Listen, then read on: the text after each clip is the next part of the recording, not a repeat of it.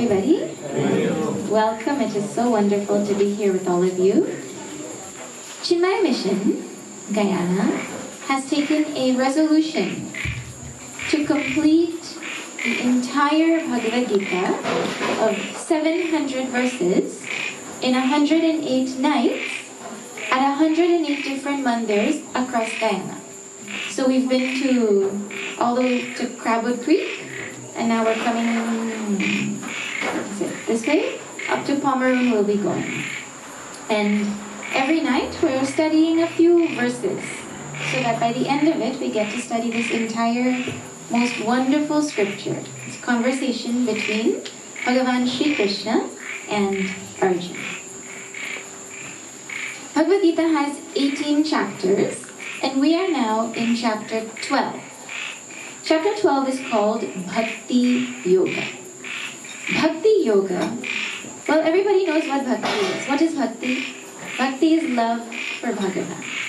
Bhakti Yoga is having love for Bhagavan in such a way that it allows us to transcend all of our sorrows.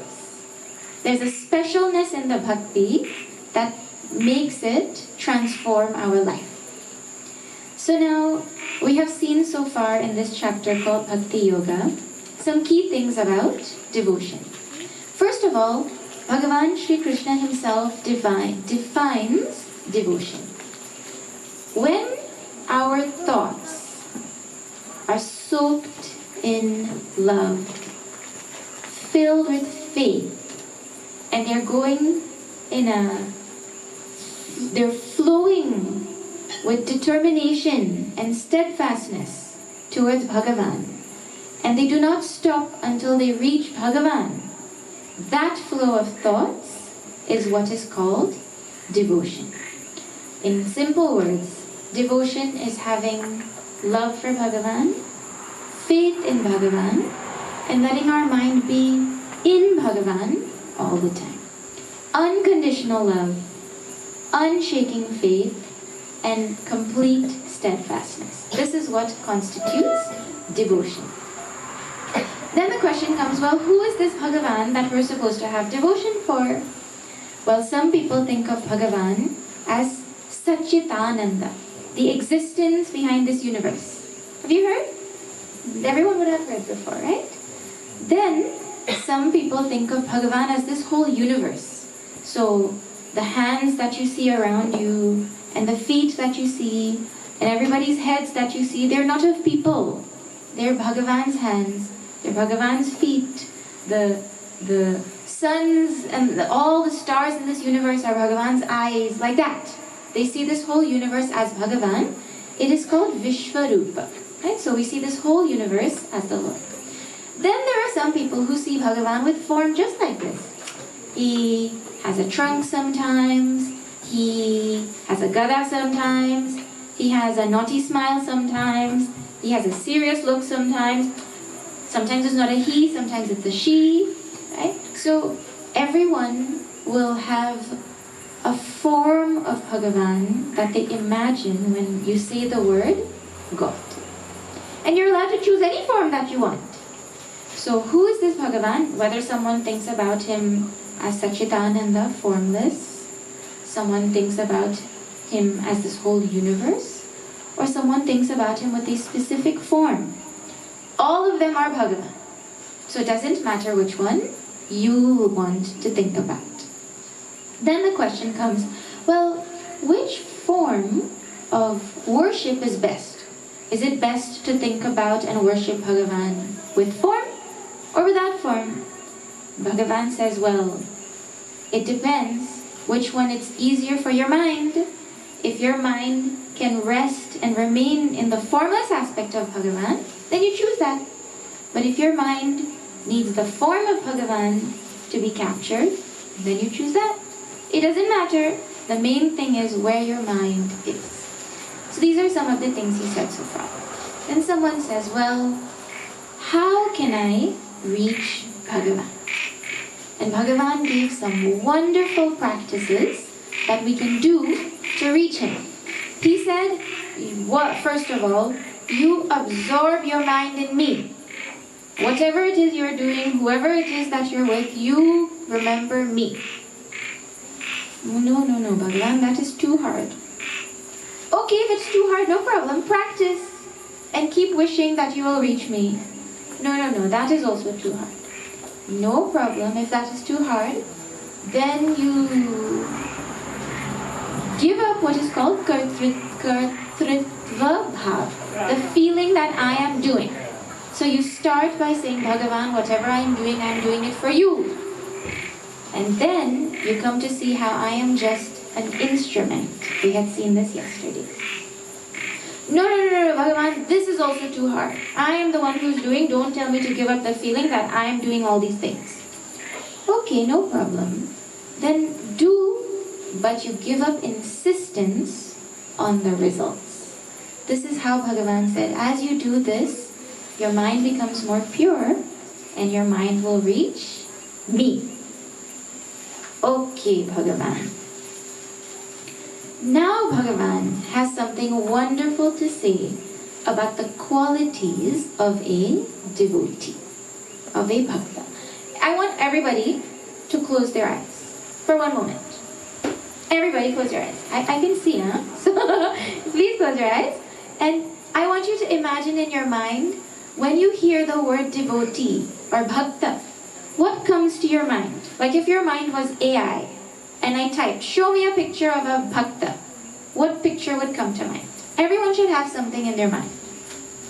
And when you're done, you open your eyes. Then I'll know you're done.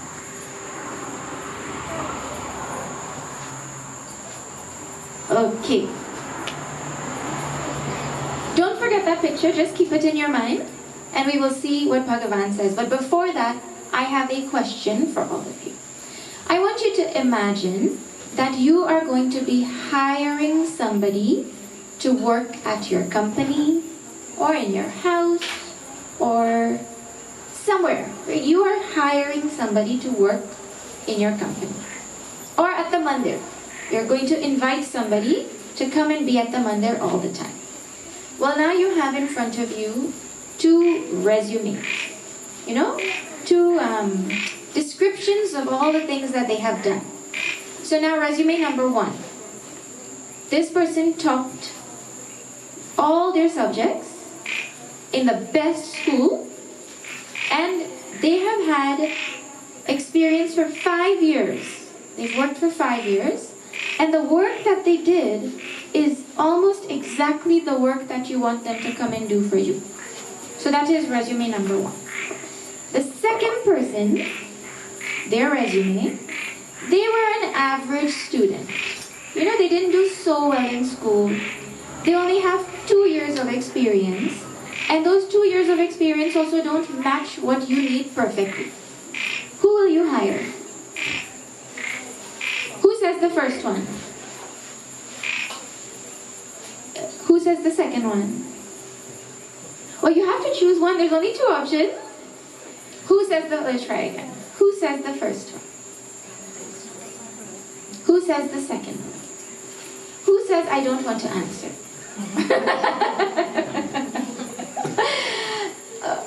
Okay, well, let me tell you. Those of you who don't know, who haven't yet done this, when you are hiring somebody, what their qualifications are on paper is not enough. You have to call someone and ask about that person. You have to get a reference for that person. So now you call to find out how is this person, because they both, you know, their papers say one thing.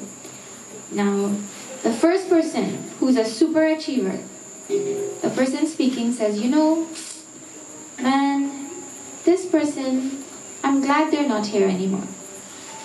They're not friendly. They are always fighting with people at work. If someone does something wrong, they get angry with them. Then if everyone is doing a project together, they'll say, no, this was my idea, this was my idea. They'll keep saying like that, right? And they want everyone to know how great they are, and they think if they're not there, this company will shut down. Person number 1. Oh, really? Then you call person number 2, reference for that person. They say, well, you know, this person, they like everybody. They're friendly with everybody. If someone makes a mistake, they understand with compassion. They're such a good leader. They make everyone's ideas feel like the group. They work well in a team. I'm sad to see them go, you know. Now who will you hire? Well, it doesn't matter what they got in school, and it doesn't matter how many years of experience they had, because what matters the most is how they're going to be with people, correct or wrong. If you're a good person, you will learn the job. So now, let me tell you, how is this connected to our topic? We will see what Bhagavan has to say about the qualities of a devotee. Actually, when we think of devotees, a lot of people think of someone who comes and does arti and havan and comes and dresses up Bhagavan. Maybe they wear mala, maybe they have, chandan on their head. Different images come to mind when you hear the word devotee. But the devotee that Bhagavan is going to describe here is not that kind of devotee. The kind of devotee Bhagavan is going to describe here is the devotee who has the kinds of qualities a person looks for in people in the world. First quality, we will chant it just now. Adveshta sarva bhutanam, they have no hatred for anybody. Maitra, they are friendly with everybody. Karuna, they have compassion. Nirmama, they don't feel a strong sense of minus. Nirahankaraha, they don't have any big ego. These are the 5 qualities I was just describing, by the way. Okay? So the qualities of a devotee are going to be presented in the form of values that a person has. Right? So now let us see what Bhagavan has to say. This is chapter 12, verse number 13. We're going to chant from.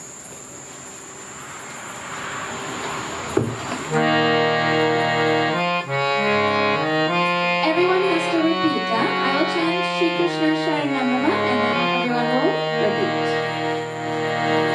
Shri Krishna Sharanam Mama, Shri Krishna Sharanam Mama, Shri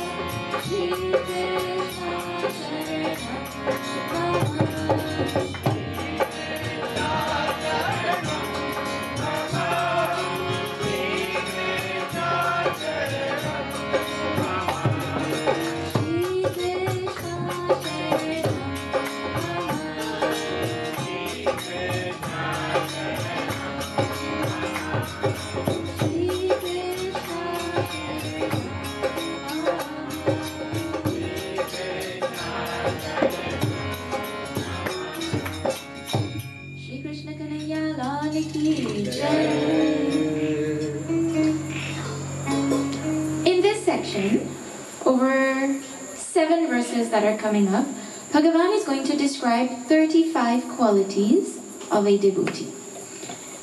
These 35 qualities, Chinmay Mission has a structured curriculum where they teach children of different ages Hinduism. And one of the curriculums for one of the ages is called the 35 gems.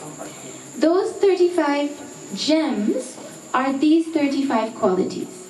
And it takes an entire year, once a week, to study those 35 qualities. Now we have a challenge to finish studying all of those 35 in like 1 or 2 days. Right? So we're going to go with some speed, but let us see what Bhagavan has to say. First is Adveshta Sarva Bhutanam. The devotee is one who has no hatred for any being in this universe. Not any person, but any being. So now let us first start with people. You have people you hate? No, Swami. Not in your road. Not in your road. Wow, wonderful. But let me tell you, the rest of the world has people that they hate, right? If you were to make a list of people that you hate, the longer the list, the further away we are from Bhagavan. That's correct. Right? We are not supposed to have hatred for anybody in this universe. For a few reasons. One is, from a philosophical point of view, everyone is divine. Swamiji had given the example some nights ago. If you have a lump of clay, and with that lump of clay, you use half of it and make Bhagavan Shri Ram, and the other half you take and you make Ravana. Can you say that the Ravana clay is despicable? The clay that made Ravana is terrible. No, it is the same exact clay. I mean, you could mash that up and you can make Bhagavan Shri Krishna also with it, isn't it? So there's nothing that is bad about the clay. What has been made with it you may not like, but the clay itself is divine. In the exact same way, Bhagavan Shri Krishna has emphasized over and over again that everybody is made of the same divinity. So if you hate somebody, it is like hating the clay that made Ravana. Well, that doesn't make sense. So that is the philosophical reason. The second reason is, see, if you hate somebody for something wrong that they did, is your hatred going to change their behavior? You came and stole my mangoes from my tree. So now I hate you. Suppose. Is me hating you going to make you stop stealing my mangoes? If that worked, you know what there would be? There would be something called hatred therapy, where you sit in front of the person that you hate and you think, I hate you, I hate you. And suddenly that hatred will go into their mind and like a radiation, it will transform them and then they will stop that behavior. Have you ever heard something like that work? Man, the only thing that hatred does, it doesn't change any behavior. The only thing that hatred does is it burns my own mind. Because hatred is like a poison. And if you hold poison in something, it is the thing in which it is held that gets damaged over time. That person there's nothing wrong with that person living their life like normal. But I am the one who is burning inside. That is a smart thing. that is an unfortunate thing actually. So a bhakta is one who has no hatred for anybody. Because one, they understand everybody is divine. Two, they understand that even if I hate somebody, what good is going to come?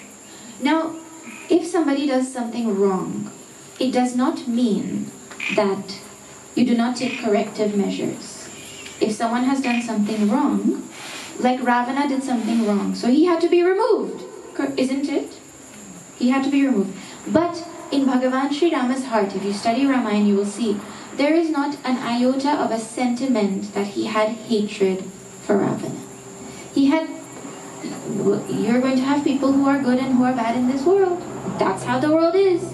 So you interact with them in the way that they need. The punishment is given in the way it needs to be given, but behind that there is no hatred. There's something called sambandha and there's something called vyavahara. Sambandha is the relationship that we have, and vyavahara is the transaction that we have.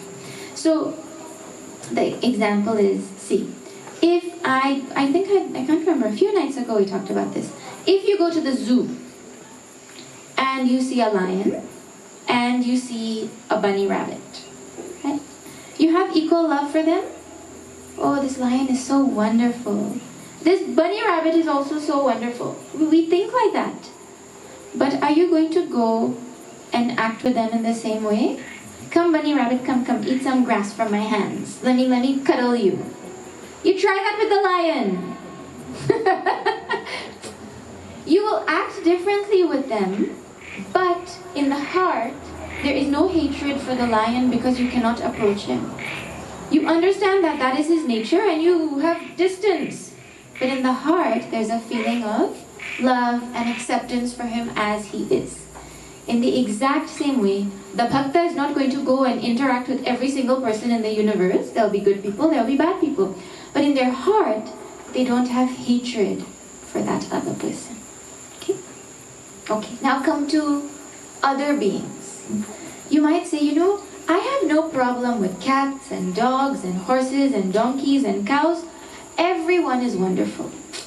I have problems with only one thing, one being in this universe. You know what that is? The blood-sucking monster that is a tiny little fly. You know what I'm talking about? In other words, a mosquito. Bhagavan, your creation, your manifestation is wonderful. You just made one mistake. You made mosquitoes. We're not even supposed to have hatred for mosquitoes, right? If Bhagavan has manifested mosquitoes, well, they must have a purpose. And they do. They're an essential part of pollination, and they're an essential part of the food chain of other pollinators and other animals. And if you remove mosquitoes, the ecosystem will collapse. Right? And if a mosquito comes and bites you, that is your own karma. You might have been a mosquito in your past life and gone and bitten other people. Or you may have had words that sting people and make their mind want to itch. You don't know how karma comes back, right? But if you're getting a mosquito bite, it's not the mosquito's fault. Whose fault is it? Your own fault. So how can you have hatred for that poor mosquito who's bringing your karma to you? I hate you. A bhakta does not hate any being in this entire universe because every single being is divine, and hatred is only going to corrupt my mind. It's not going to make any difference in this world. Okay? So that's Adveshta Sarva Bhutana. The next quality is Maitra. Maitra means friendliness. Now someone might think, well, I have lots of friends. So this is a quality I have under control. But if a person has the capacity to say, I am a very good friend. I am an excellent friend. In fact, I am a BFF. People consider me their BFF. Well, the chances are that that person is not friendly.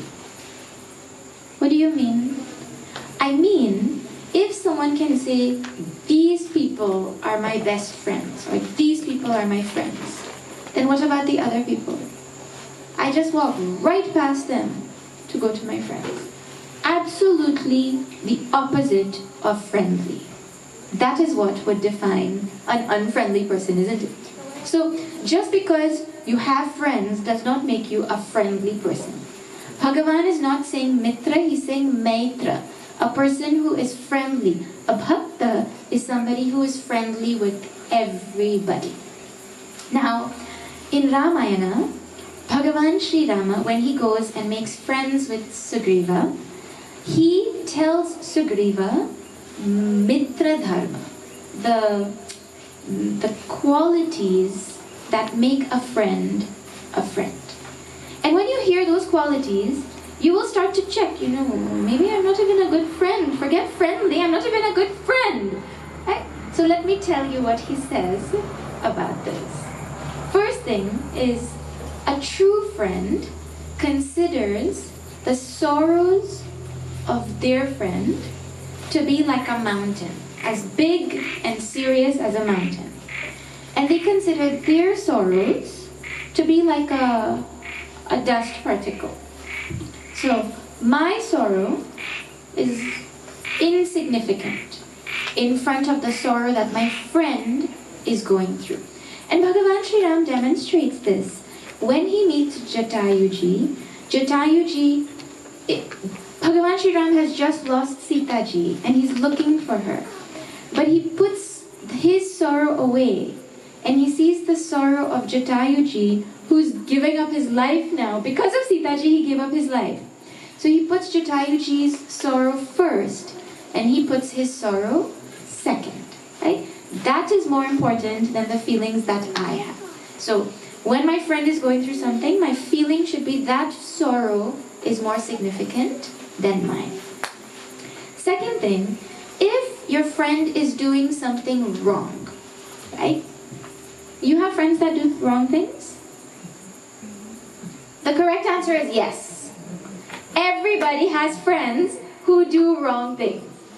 If you have a friend who does wrong things, people think that being a good friend means saying, don't worry, it's okay. No, Bhagavan is saying a true friend is one who will tell their friend, hey, you're doing something wrong and stupid, stop it. Right? So they will make sure that that friend goes from the wrong path to the right path.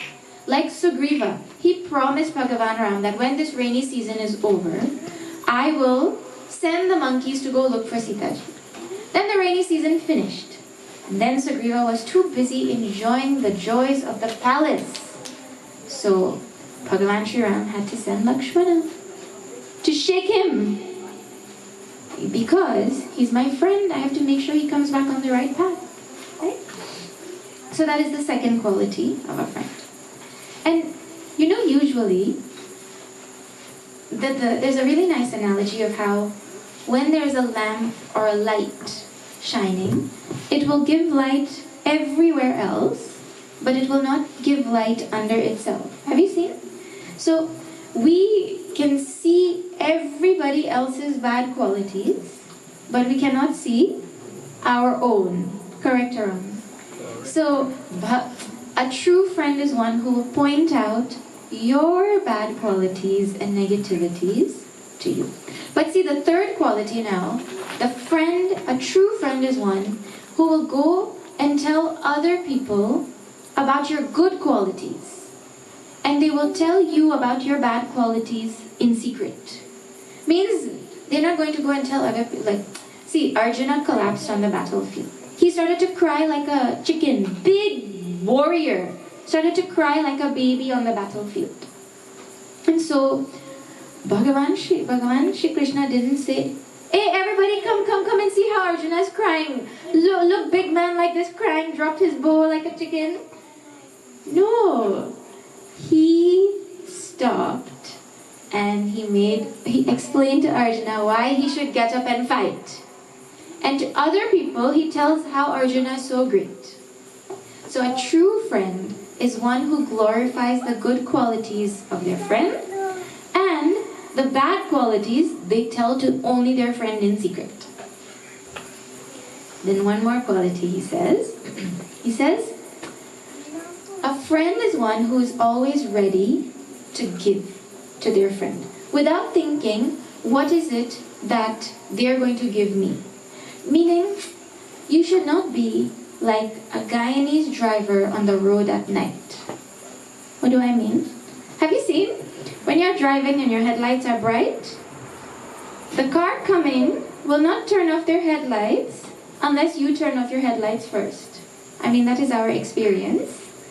Is it everybody else's? Unless you turn off your headlight, I'm not going to turn off my headlight. Well, what is that going to lead to? So, a true friend is one who doesn't say, well, you first. My birthday was earlier in this year, and you didn't give me anything. You just wished me. You give me some handmade card. So now, I'm not going to give you a present. A true friend doesn't think like that. You give, don't give, it doesn't matter. I am your friend and I want to give. So these are qualities that a friend is supposed to have. Now you're supposed to check, well, do I have these qualities with my friends? And if you don't, then you start by trying to develop them.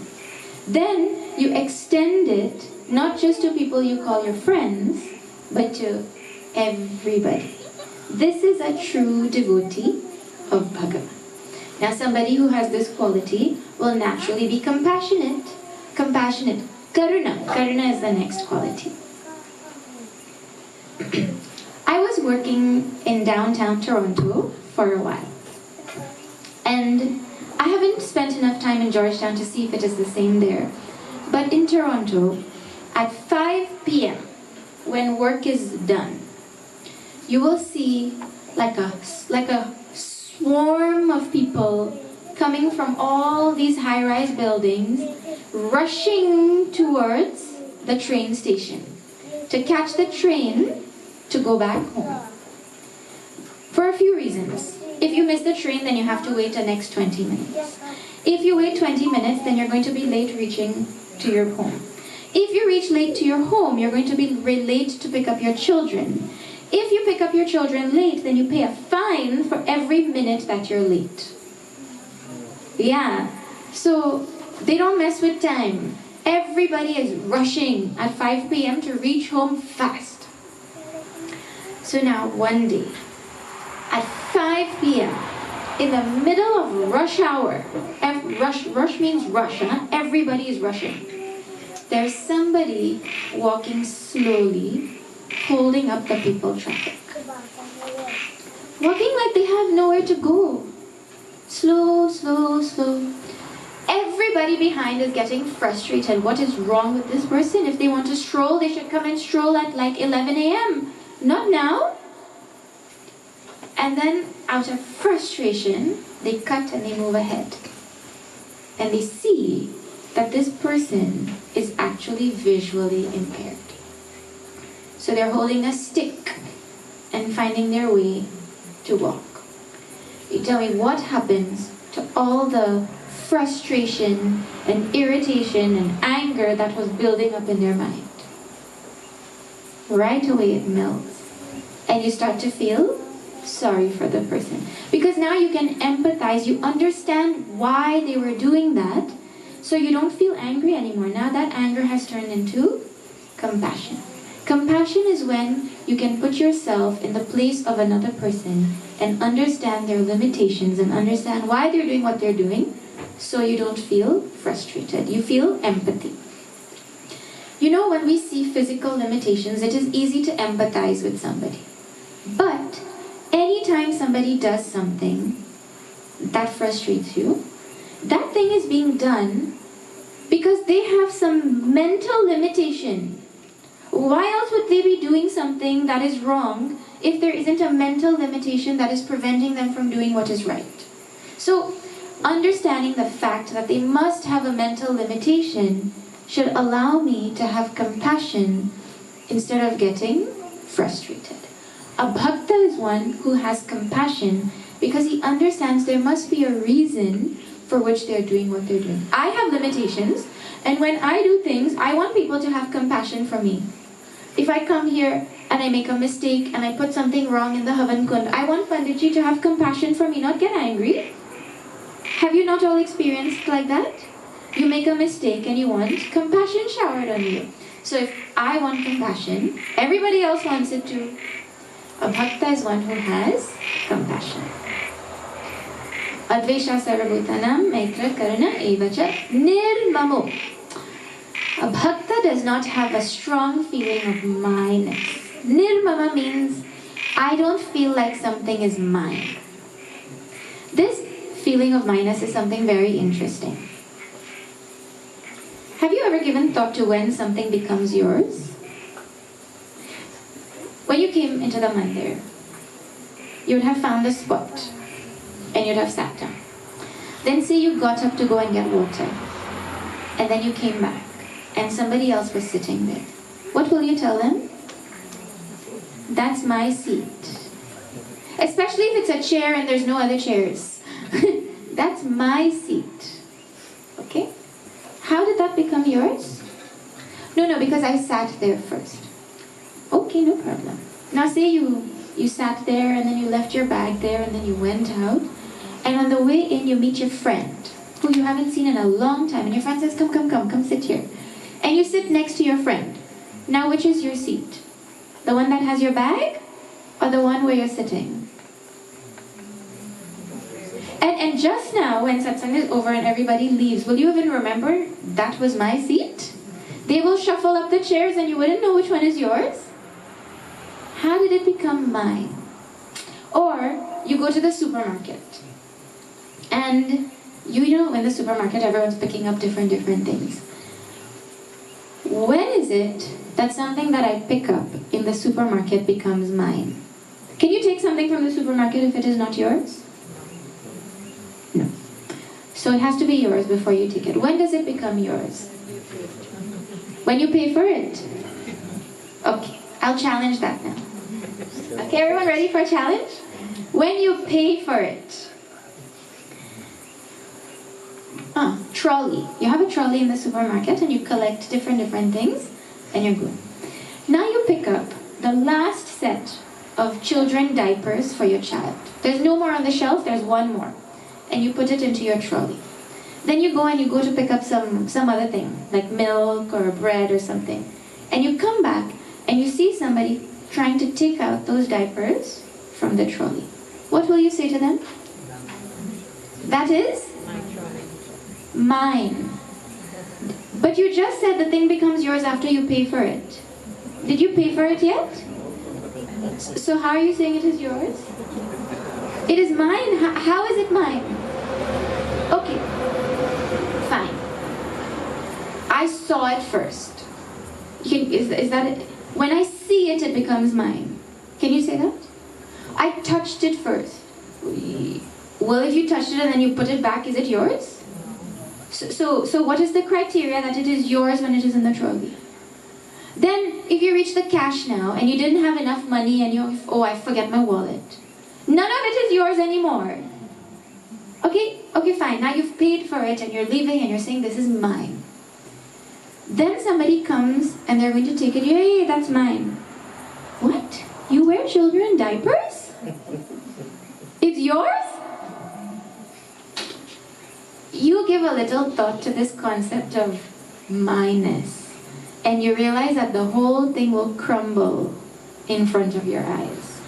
When does something actually become mine? It is very, very, very hard to say, because in Ramayana, when Lakshmana and Bhagavan Shri Ram are sitting nicely one day, Lakshmana asks Bhagavan Ram some questions. That is called Ram Gita, that section. And one of the question is, what is Maya? And Bhagavan's answer is, Main aur mor torte Maya. Me and my, you and yours, that is called Maya. Maya is it means this concept of mineness is illusory. You cannot actually say something is mine if you seriously give thought to it. So then what is the right thought? The right thought is, it is Bhagavan's and it is in my trust. Right? Whatever is there that I am calling mine, it is actually Bhagavan's. This is how a bhakta thinks. It is Bhagavan's and it is in my trust. If something is not yours and it is in your trust, will you take less care or more care of it? Panditji tells you, here is my Bhagavad Gita. You please keep it for 1 week for me and you bring it back to the mandir. I want you to read some pages from it and bring it back. So, this is Panditji's Bhagavad Gita. And this is yours. Whose will you take better care of? Why? It's not mine, I have to give it back. It's Panditji's Gita.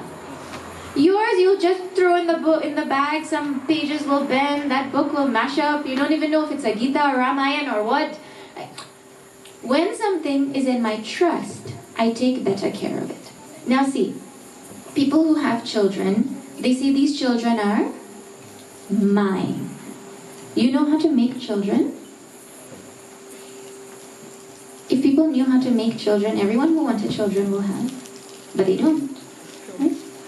Then see, if you think this child is actually Bhagavan's, big lot, like long thought process is there, right? But just a little thing in that you see. If Bhagavan, the thought is Bhagavan, these are your children. They are in my trust. Will you take better care or less care of the child because they are not mine and they're Bhagavan's?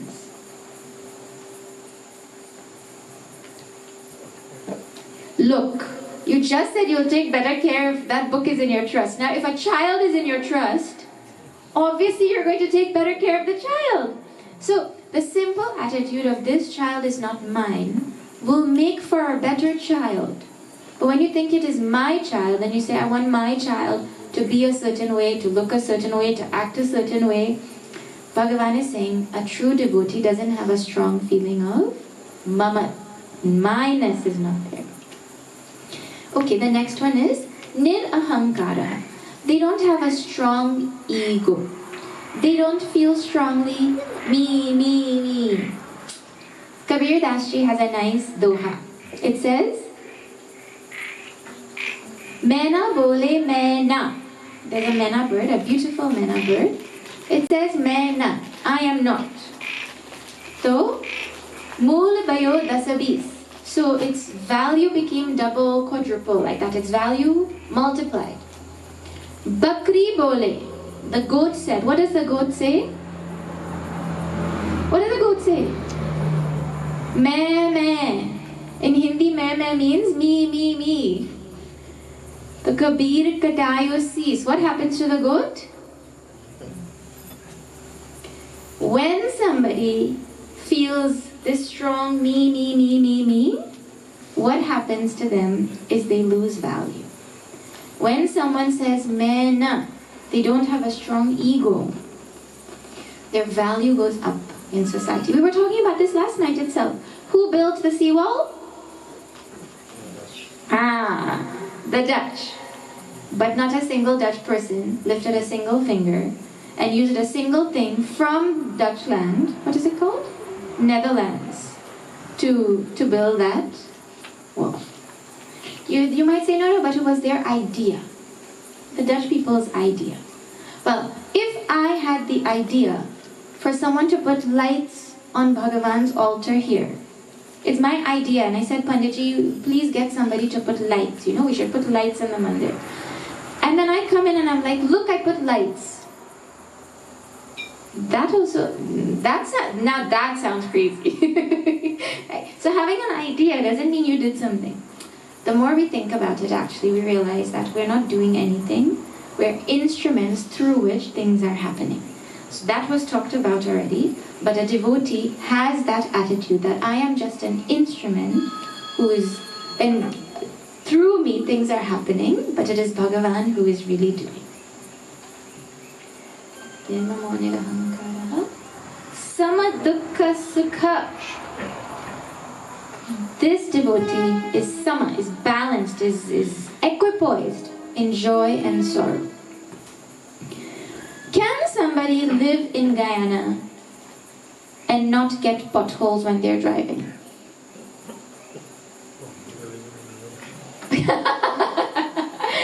Only if they have to take only boat. If you live in Guyana and you're going to drive on the road, well, no matter how much you don't like potholes, you're going to find them. Anywhere, let me correct. Anywhere in the world, in a lot of places in the world, you will find potholes. Is it enjoyable to go over a pothole? Well, it depends. If your car has super shock absorbers, then you don't mind. But if it doesn't have shock absorbers, Then you feel every little bump. And then you want to yell at the driver, "Hey! Miss the pothole now, what is wrong with you?" In life also, there will be joy and there will be sorrow. Sorrow in our life is inevitable. Absolutely inevitable.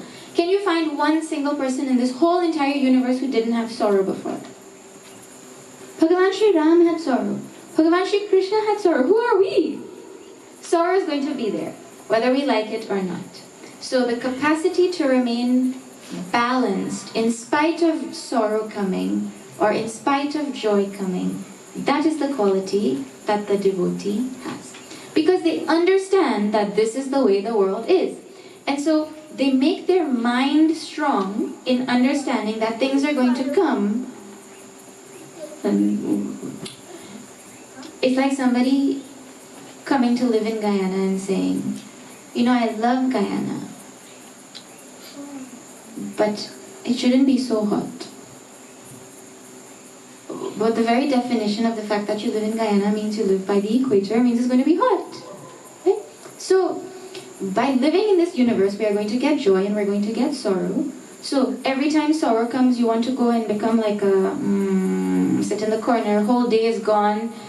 You know, nowadays, the next generation, I don't even know who's called the next generation, but whoever they are, the next generation, small things, and they get sorrow and their whole day is lost. Have you seen? Someone says one small thing to them and then they'll sulk the whole day. Why? Because they're too soft. A bhakta is one who, sorrow will come, it doesn't matter, I pick myself up and I continue again. Right? So, being able to be balanced in spite of the pairs of opposites that are going to come. The other thing with this is, they understand two things. One is that whatever is going to come to me is going to come to me because of my own karma, not because of anything else. And it's not out of punishment that it is coming to me, it is coming for my benefit. So having understood that something is coming for my benefit, I welcome it. And with balance, I accept it. This is another quality of a bhakta. Then kshami. Kshami is someone who forgives. Forgiveness is something that we all want in our life because we always make mistakes, correct? But there are different types of forgiveness. There are some people who will say, "Okay, I forgive you." But every single time they see you, "Remember, I forgave you? Remember what you did? I forgave you for that, you know?" Then there are other people who will forgive and they will forget also. They will never talk about it again. Then there are other people who don't even feel the necessity for you to ask for forgiveness. Like, for example, if you bite your tongue. Have you bitten your tongue before? Or your cheek? It's painful, isn't it? But your tongue, your teeth don't need to ask for forgiveness from your tongue and from your cheeks. Naturally, there's natural, you don't need to put it into words also, that forgiveness is just automatic. Right? Or, one day, the tongue was saying, "These teeth, they're always biting me and they never saying sorry. I'm tired of these teeth biting me, these teeth, what is wrong with them? You know what, I'm going to teach these teeth a lesson." One day the tongue said that.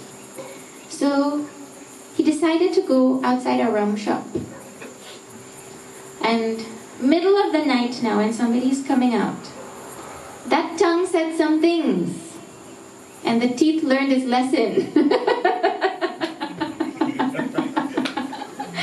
I'm going to teach those teeth a lesson. Teeth gone. Now what will bite me? That is not how the body operates. The teeth bit me, so now remove them.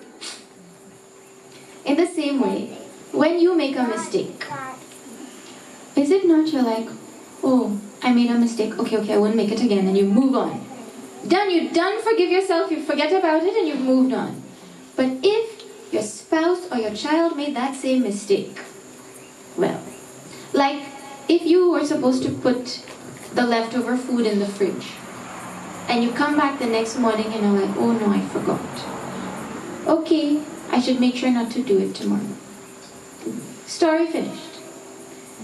If it was your spouse's responsibility to put it in the fridge, well, you will tell them they're not getting food today because they made a mistake. So, forgiveness comes in different levels. But a bhakta is one who forgives because from whichever perspective you are, you have to start where you are, right? Whether you don't feel like someone made a mistake, so there's no need to ask for forgiveness also. Whether they need to ask for forgiveness and you forgive because, you understand people make mistakes. Or because you don't think that actually they're bad and they wanted to do something wrong to you. But the forgiveness is something that comes spontaneously to a bhakta. Okay, let us see. Bhagavan continues. Oh my God, I only finished one verse.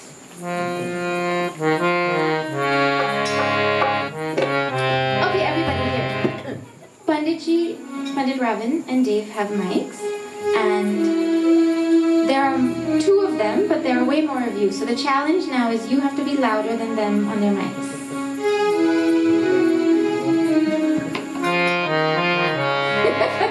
You can't cheat and help them and sing soft now, Panditji. Hare Krishna, Hare Krishna, Krishna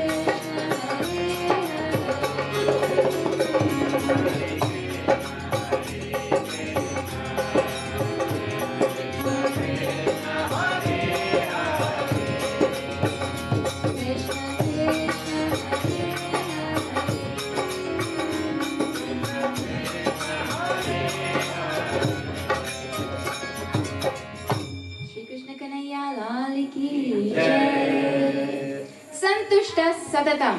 This person, this bhakta, is always contented. We feel content for a limited amount of time. After you have just eaten a delicious meal, I feel content. And then that contentment goes away in like 3 hours, for some people in 1 hour, and then you go and look for a snack. You're not hungry, but you're looking for a snack. Right? Santushta satatam means they are always contented. You tell me, who is more content? Somebody who is happier? Somebody who has $1 million but wishes they had 10 million? Or somebody who has $5,000 and is grateful for it?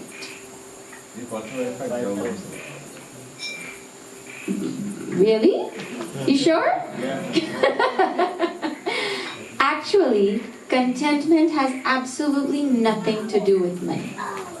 The more people think, the more money I get, the happier I will be, and then I will be content when I get this and when I get that. But the more a person feels, when I get this, then I will be more happy and I will be content and I will be okay, they are guaranteed to never feel content.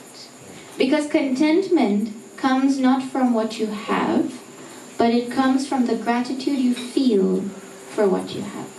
I watched a very nice video, short video, of one boy wearing tattered clothes. And he had no shoes, and he's looking at his feet dirty from walking on the dirt, and he's feeling very miserable about his life. And then he sees another young boy about his age in nice, smart clothing, with fancy shoes, sitting on a bench. And he is looking at that boy, and he is wishing, I wish I could be that boy, And somehow he made the wish at a magical time that the two boys switched bodies. So now he finds himself in the body of this person with these swanky shoes and fancy clothes. And he turns and he looks at the other boy. And that boy, who now has torn clothes and no shoes, is jumping out of jubilation and joy. You know why? Because the boy who he just became, his legs were not working. Now he cannot walk. So really speaking, we look at people and we say, I wish I was like this person, and if I had this thing that they have, then my life would be better. Actually, we don't know what other people are going through, and the more you look to other people, the more you're going to feel uncontented. The best way to develop contentment and therefore happiness is to have gratitude for what we have.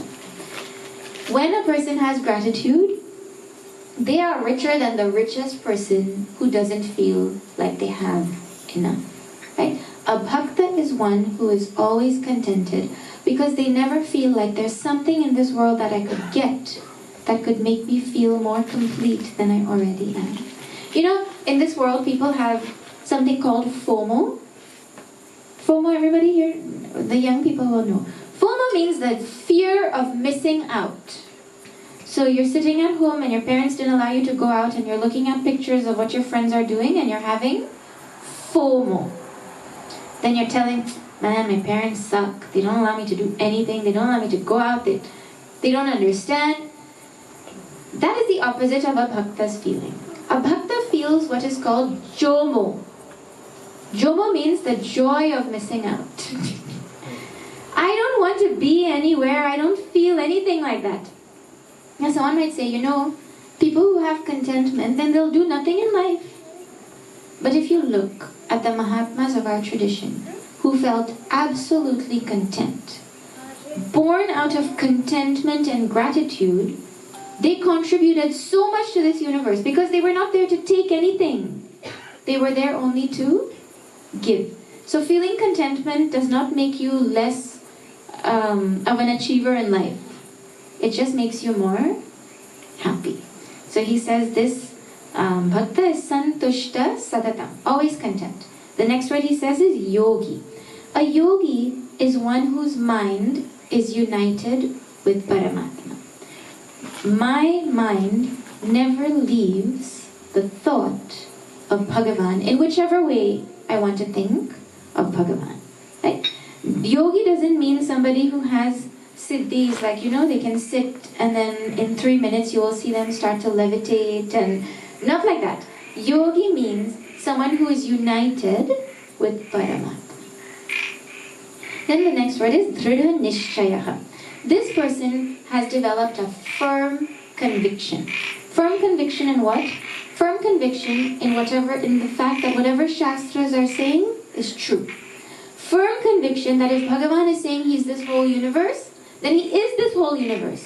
Firm conviction that if Bhagavan is saying, I will come and uplift you, then he means what he's saying. If Bhagavan says, I take care of what my bhakta needs and I give them what they need, I believe that he is saying that.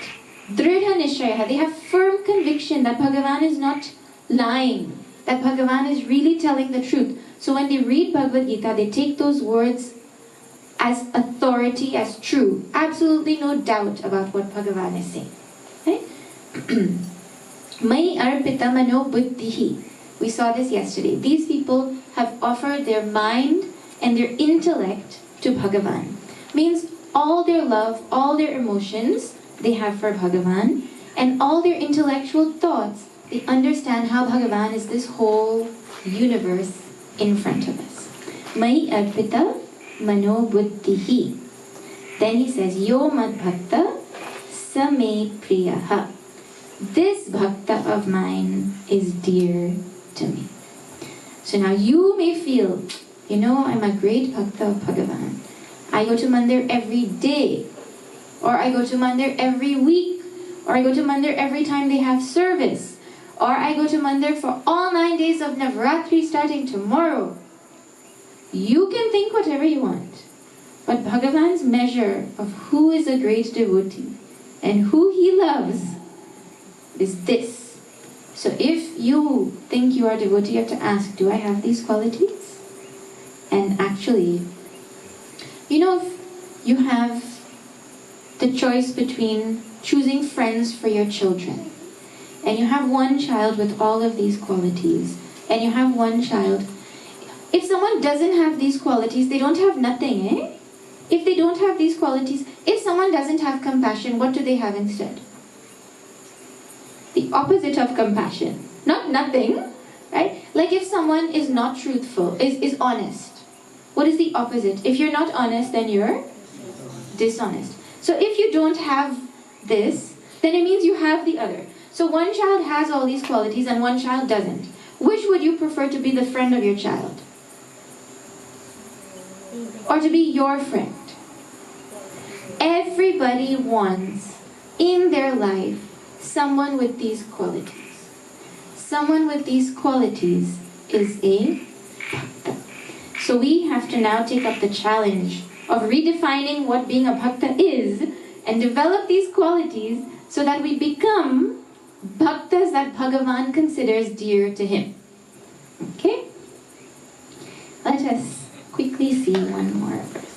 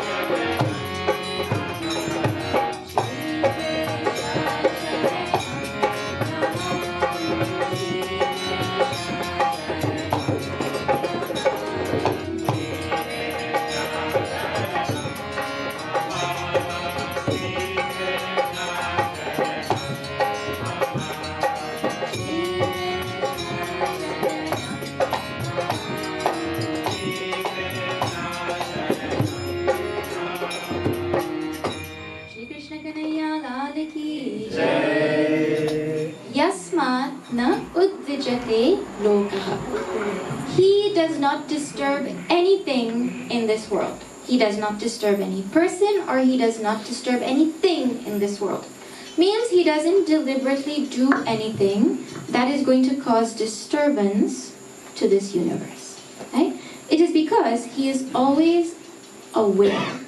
And a person who is always aware of his surroundings and has compassion is not going to do something that is going to be deliberately disturbing. Okay? Now, there are people who may get disturbed by his presence. Bhagavan Sri Rama's name used to disturb Ravana. Right? What is that? Shri mat kaho. They would say Shri Ram and he'll say, don't call him Shri. His name only used to agitate Ravana. Well, Bhagavan Ram is not purposefully, deliberately trying to cause any trouble. So, what people feel is one thing, but their feeling and their attitude is, I don't want to deliberately cause any disturbance to anybody, any being, or even anything in this universe. So the way they live with nature is to live in such a way that they cause the least harm. You know, our Sanatana Dharma is so wonderful in this respect. I don't think there's any other, at least Abrahamic tradition, that has this sentiment that the river is divine, that the trees are divine, that every aspect of this universe is divine, and therefore I ought to interact with it with reverence. I ought to not exploit it. I ought to not harm it. I ought to not do something that will cause pain to it. That kind of feeling that is there in the heart of someone, because everything is divine in this universe, they don't want to cause disturbance to any aspect of Bhagavan's manifestation. So they're not going to destroy nature in any way. In fact, if people had this quality, there would be no problem called global warming, and there would be no issues like pollution. There would be none of those things, because they don't think of this world as something that should just be exploited and destroyed. They think about it as something that should be revered and respected and not cause harm and not cause disturbance as I live in this world. You know, a person with this attitude will not even waste food, because they understand that aloo that I'm going to eat, it is sacrificing its life so I could live. So I should take the least possible without taking more than I need. You know, this is the sentiment that a person has, who they don't harm anyone in this world. In fact, this kind of person, people want to come and be around them. You feel nicer in their presence. And then lokat na udvijate chayah. They are also not disturbed by anything in this creation, in this manifestation. Not because they're stone-hearted. You know how you say, that person is stone-hearted, they don't have any feelings. It's not because of that. But it is because, see, things that disturb us usually are negative things in this world. You hear some bad news, or you see something bad happening on TV. You hear about someone going through some suffering. We don't like to hear negative things, and those things disturb our mind. But this devotee understands that the good and the bad, the positive and the negative, they're both part of Bhagavan, and they're both necessary in this universe. So it doesn't disturb them. Like, if you see a flower fall off a tree and start to wilt and start to decay, does it disturb you? Oh my God, this hibiscus, how could it fall? It just had one day on the tree. You understand that that is the life cycle of the flower, right? So the perishing of that flower doesn't disturb the mind, because you understand.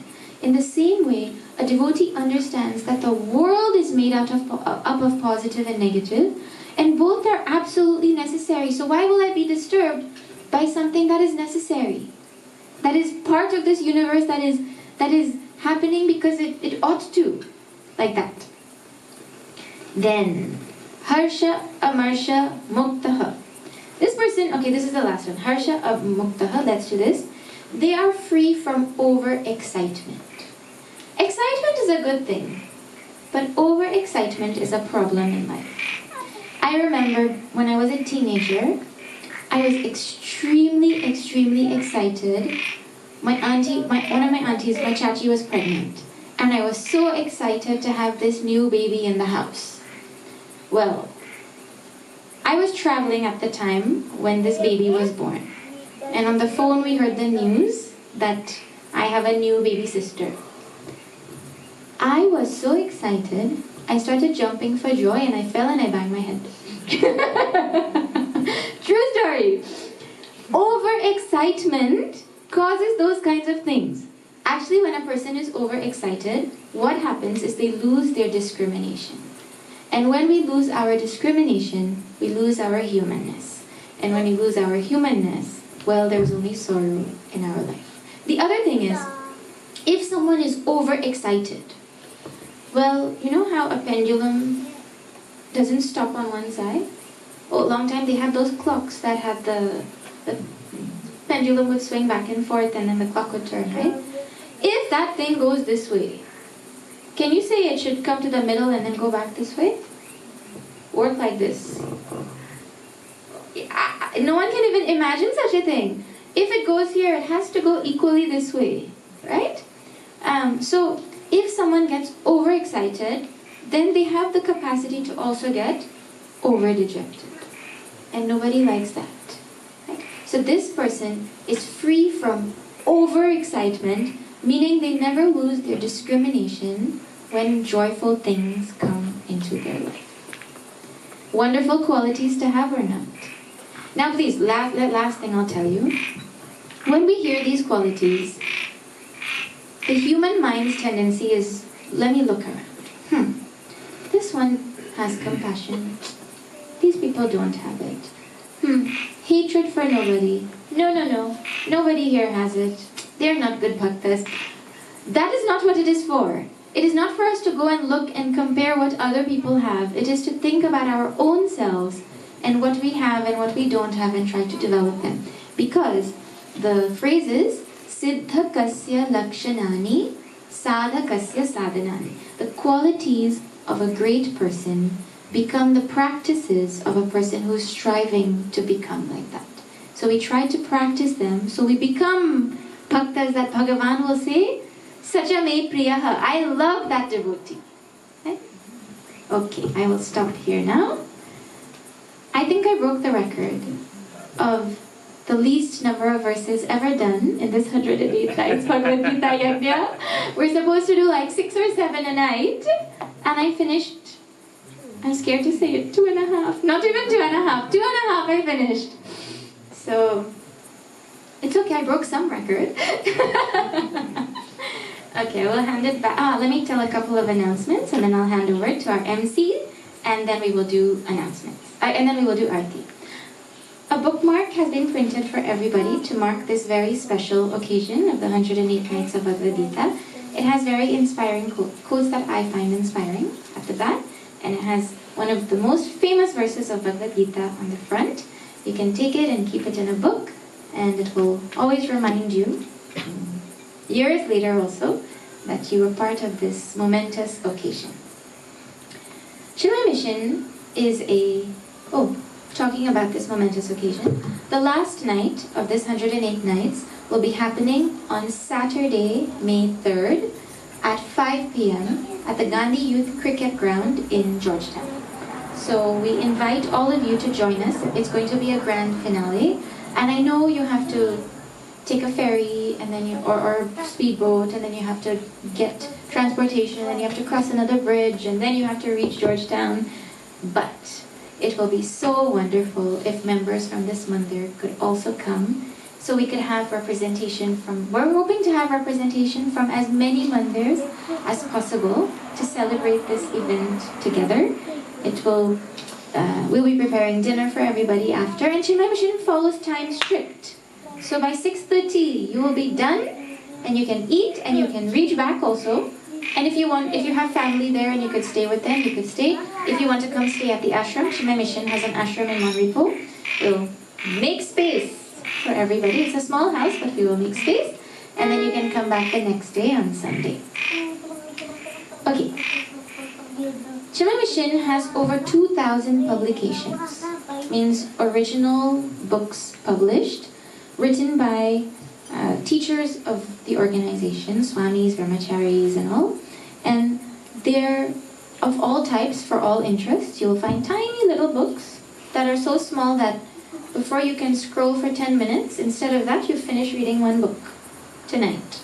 Then there are books with such beautiful pictures that teach messages of Bhagavad Gita and stories from the Purana in simple picture format to the children.